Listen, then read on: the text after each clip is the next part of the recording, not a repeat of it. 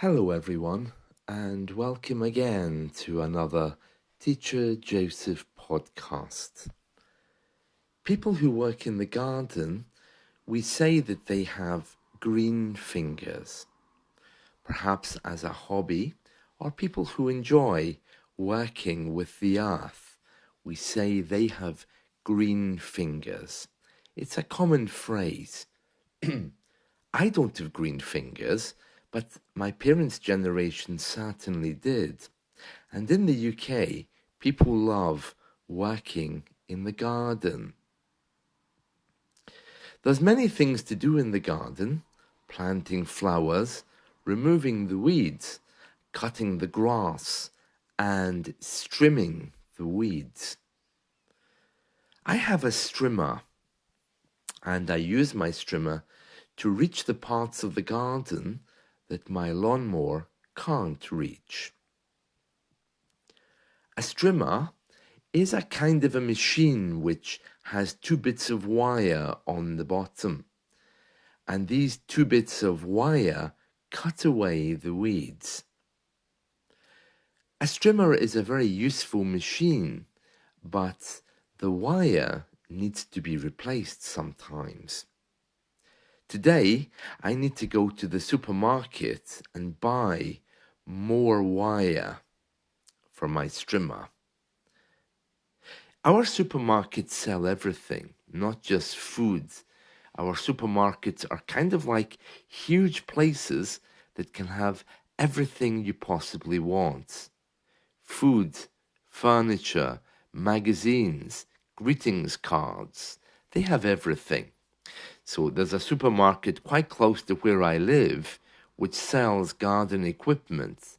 So I'm going to go there so I can use my strimmer later. Like most of you, the one thing I don't like about my garden is my neighbors. Because if I'm in my garden, then I'm forced to talk to them. And that's not something that I really like doing. So neighbors are very nice and very friendly, but at the same time, as you know, we always feel that we're very different from them. I'm not sure if it's because I spend 9 hours a day, more or less, talking to people on the internet from other parts of the planet, or whether it's just my own insecurities, but I don't like talking to local people. I feel very different from them, and I feel very misunderstood.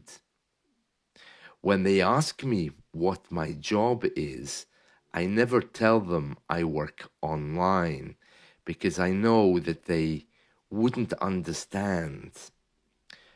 I keep conversations to a minimum and I make just small talk with them.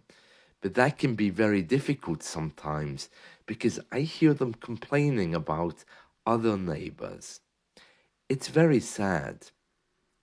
I always try to see the good in people. And as a teacher, I like to see the possibilities, the places where people can reach with their own goals and objectives. But sometimes I feel that people here would rather knock people down rather than build them up. And that for me is really sad and it drains my energy. So because of that, I tend to stay away from my neighbors, especially when they start gossiping. I think, though, that even if people are very negative, we are being called now to reach a little bit higher. These days of being very negative and looking at your neighbor negatively are being swept away. We're all being swept up into the clouds, into some internet-based way of living. So what our physical neighbors do is becoming less and less important. In a recent podcast, I shared with you one of my neighbors who very bitterly and critically was complaining that she didn't want to live next to someone who was homeless. Well, that person who moved into that house finally turned out to be an amputee, someone without certain limbs.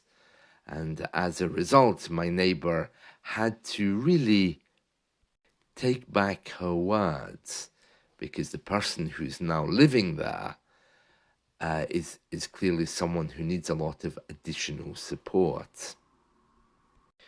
When someone says something which they then have to take back or they have to recant, we often say that they have to eat their words.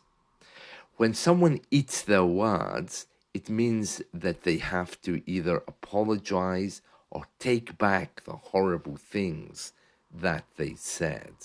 So in this case, as you know, my neighbor was saying, "Oh, I don't want to live next to someone homeless."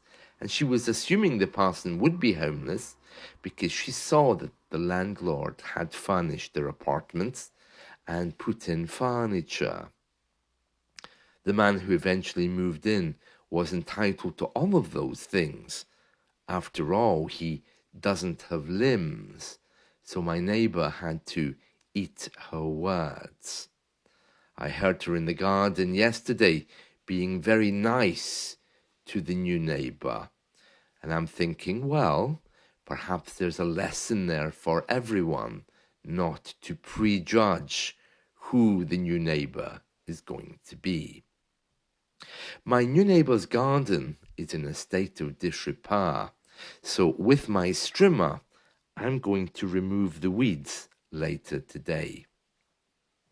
But first, my supermarket delivery will come, hopefully with eggs, and I'll need to unpack all of my shopping because, as you know, they don't do it for me.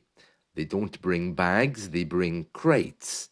So I'll need to unpack my shopping from the crates and then put it in my kitchen. Then I'll go and buy more wire for my strimmer. And then after that, the family and I are going to go to a restaurant to eat. So I'm very happy about that. In other news today from the English-speaking world, Lindsay Wagner, the American actress, she became, I think, 74 yesterday. The death of Michael Jackson is being remembered. He died June 25th, 2009. And so did Farrah Fawcett, the American actress who was in Charlie's Angels.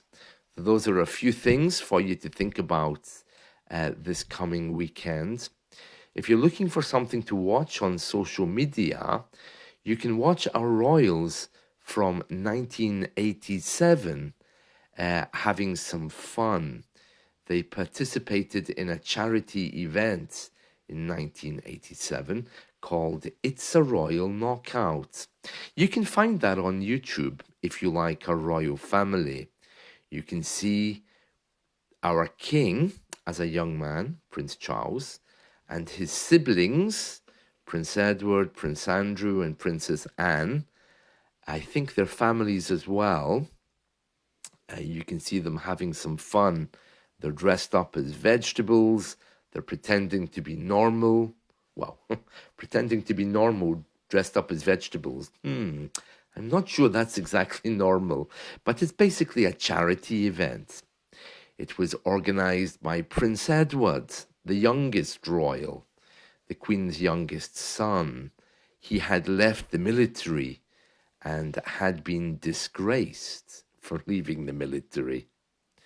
So as a direct result of that, he was trying to make a career in TV, and he created this event. The Queen was very against it, so was her husband, and they strongly advised their children not to participate because they didn't want to lower the opinion of the royals. But on the other hand, Prince Edward felt that it would be good for the royal family. It would make them seem normal. But then at the end of it, he had some disagreement with the media, and he stormed off very unhappy, and the event was never again repeated. It's very good, though. The Queen isn't in it, and the Queen's husband isn't in it, but seeing our royals dressed as vegetables, well, seems somehow appropriate now because, as you know, their behavior is not always respected by everyone. So it's nice to look back. It's a royal knockout. I recommend that you watch it. There's some famous names there as well, so it's a very good thing to see. This weekend also I'll be doing some serious cleaning because my family and I will be going on holiday for a few days in the coming days. We're going to another city in the UK called Blackpool, which is a really trashy city here. It even has a fake Eiffel Tower. You really need to Google that. It's really trashy, but somehow very appealing. My little cat will be going to the Pussy Hotel for a few days. I'm sure he'll have some fun there. And yes, very nice, very nice. So that's it from me today. I'll be back tomorrow with another podcast, and I hope you've enjoyed this. See you. Bye.